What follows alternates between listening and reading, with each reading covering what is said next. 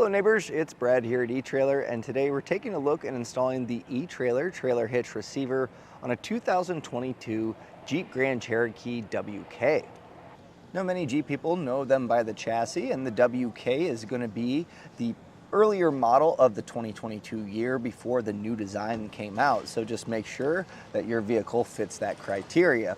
Now this is what our hitch is going to look like when it's installed, and you can see it's got an exposed cross tube. It doesn't go all the way across, it's just kind of right here where you see it, and on a Jeep it actually looks pretty good, and it's got a matte black powder coat finish that also kind of gives it a little stealthier look than your typical gloss. It also hides scratches a little bit better as well.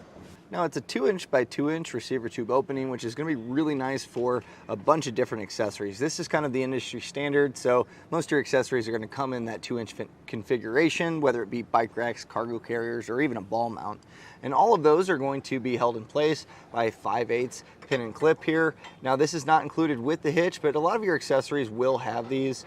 If you want to pick up one, or if you want a locking version, we have plenty of available at eTrailer, and that way when you get your accessories put in place, that locking one will keep it in place and it's not going to walk away in the hands of someone else. Your plate style safety chain loops here are great for your normal style S hooks. Even a larger clevis style will be able to get in there pretty easily, so when pulling those trailers you'll be able to hook those up.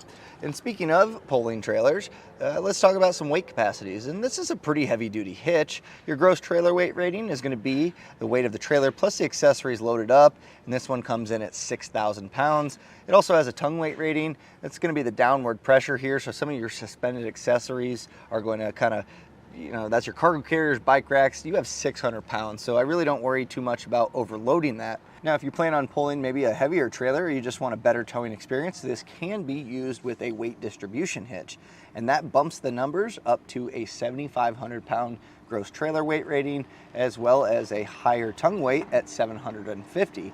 It's important to check your vehicle's owner's manual and compare what the vehicle's capable of towing, and then compare that with the numbers on the hitch. Take the lower of those numbers, that way you're not overloading anything.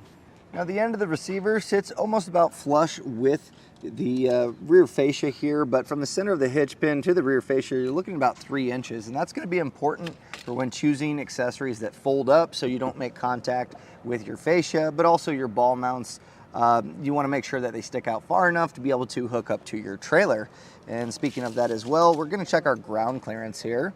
So from the top of the receiver tube opening to the ground, we're looking at 15 inches. And that's important not only for determining if you need a rise or a drop for a ball mount, but also when you're driving down the road and you have accessories like a cargo carrier or bike rack. Just keep that in mind when you go up hills. It's going to be an extended portion of your vehicle, and you don't want that hitting the ground. With 15 inches, you should be pretty good. Just be aware when you are on those steep inclines. Now the hitch obviously offers a lot of capabilities, and you're probably wondering, well, what's it take to get it installed? And the great part is, this is a super easy installation. You're going to be using some factory bolts that are already on the chassis of your Jeep to just bolt your hitch into place. Now it definitely can be done in your driveway or in your garage, and I would say about 15 minutes or so. So I'll show you how to get that installed. So let's take this into the bay and we'll take a look at that. To begin our installation, we're just going to grab a 13/16 socket and a decent sized breaker bar or ratchet to kind of help you get these knocked loose. There's going to be 2 factory bolts here with washers on each side, and we're going to be using these to get our hitch mounted up. So we'll just go ahead, get these loose.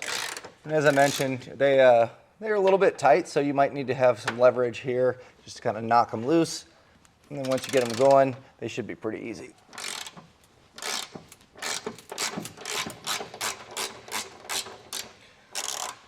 So we'll go ahead and get these removed on both sides. So now at this point, you're going to want to have those hardware bolts that you took off handy, and we're just going to lift this in place, align where we took our hardware out, and I'm just going to get one hand tightened on each side, and that way it's supporting the hitch.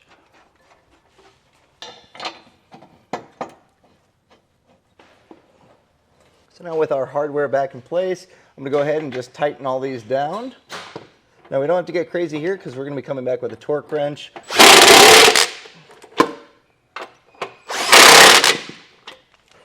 So now with my torque wrench, I've just set it to the torque setting that's found in the instruction manual. Now we have torque wrenches available here at eTrailer. Generally you can rent them at an auto parts store as well. And we'll just go through and make sure that these are all torqued down accordingly.